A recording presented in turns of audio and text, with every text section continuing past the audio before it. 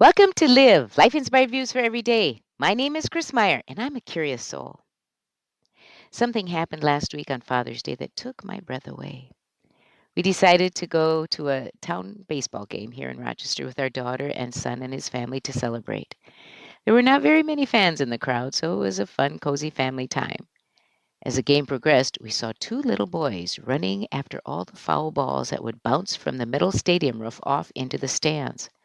Suddenly, one bounced off the roof and landed right in our row. One of us picked it up and handed it to our 4.5-year-old grandson. At that moment, these two little boys ran up to our row, and one of them asked our grandson if he could have the ball. Without hesitation, our grandson said, "Sure," and handed it to him. The boys turned and ran away, and our grandson, he turned back to us and happily continued watching the baseball game. I could not have been prouder. But in our adult minds, the rest of us probably lurched a bit, thinking it was wrong of those boys to ask for it and take it. But for our grandson, it was normal. The other day, when we were with our son and his family again, I was talking to our son Andrew about that amazing moment on Father's Day to see the act of pure giving that we witnessed. I told Andrew that because of generosity in his nature, our little grandson, nurtured by his parents, we know that he might be hurt in the future because of it. People will take advantage of him or bully him. But with the continued nurturing of his heart, he can learn to expect those things to happen. But he doesn't have to change. He can just learn to protect his heart with the tools of confident reframing and forgiveness. Then Andrew said, "Here's another one that he did." They had company the night before, and after playing hard for a long time, one of the guest children, in a fit of tired anger, threw our grandson's beach pail onto the cement and it cracked wide open. Later, our grandson told Andrew about it. When Andrew sympathized and said how bad he felt that it was broken, our grandson said, "No, it's okay. Now, when we pour water in it, we can have a waterfall." My mind erupted in wonder that this young soul could have so much wisdom and strong resilience about him. The ability to instantly reframe a bad situation into something okay or even better is a wow. In his book, The Body Keeps Score, Dr. Basil van der Kolk says, as we grow up, we gradually learn to take care of ourselves, both physically and emotionally. But we first get those lessons in self care from the way that we were cared for. Mastering the skill of self regulation depends to a large degree on how harmonious our early interactions with our caregivers are. Hmm. Long ago, I learned that children respond to trauma in direct proportion to the adults in their world.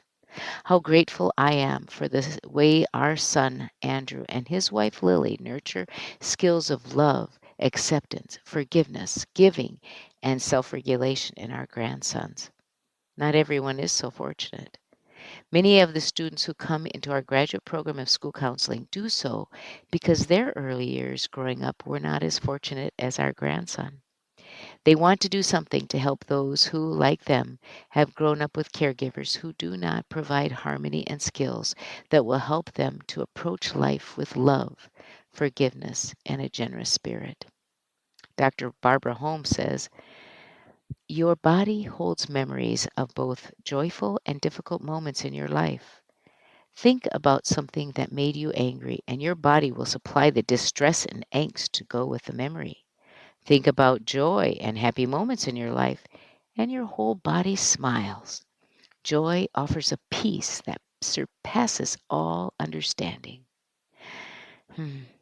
The other night, I lay in bed thinking of the atrocities we are witnessing in our country and world.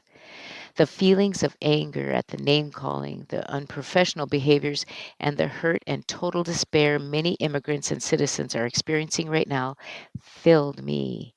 And I found the feelings growing like a ball of fire burying itself within my gut. Then I made myself think of the experience at the baseball game on Father's Day, watching our grandson gladly giving the prize ball away to those other boys And the joy just exploded up to the sky from my heart. Hmm. I realized no matter what happens, no matter what I witness in the political arena, I can still remain generous of spirit, kind, forgiving, and loving. Ryan Holiday wrote in the Daily Stoic, "We have to stay kind, stay good.